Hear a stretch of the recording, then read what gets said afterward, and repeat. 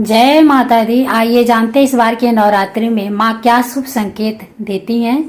नवरात्रि में माता के आगमन की सवारी दिन के हिसाब से तय होती है, जिसका सीधा असर शुभ अशुभ संकेतों पर पड़ता है। जैसे हाथी पर आगमन सुख समृद्धि का प्रतीक है, जबकि घोड़े पर आगमन अशांति का सूचक हो सकता है।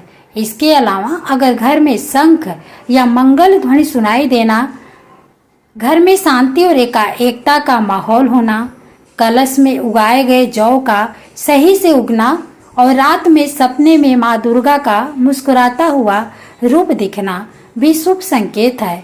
वाहन, यदि नवरात्रि रविवार या सोमवार को आरंभ हो रहे हैं तो माता का आगमन हाथी पर होता है, जो सुख समृद्धि और अच्छी वर्षा का संकेत है।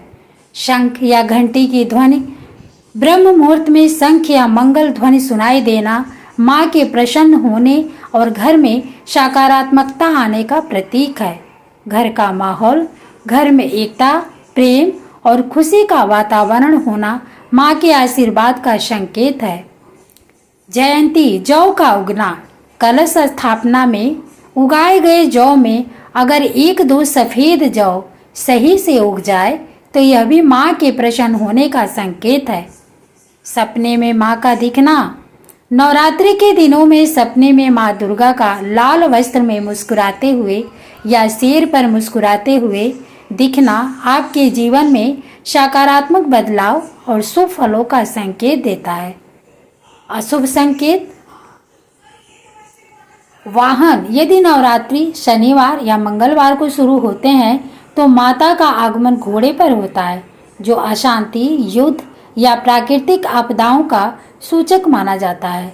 मन में नकारात्मक विचार, यदि मन में लगातार नकारात्मक विचार आए या पूजा करते समय ध्यान भटकता रहे तो यह माँ की अप्रसन्नता का संकेत हो सकता है।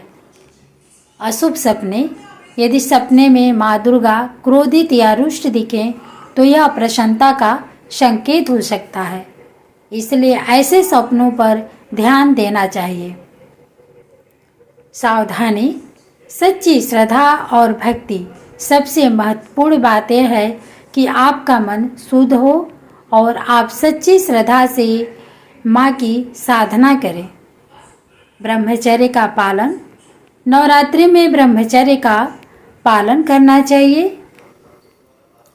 वर्जित भोजन का त्याग, लहसुन, प्याज, मांस और शराब का सेवन नहीं करना चाहिए, क्योंकि इससे माँ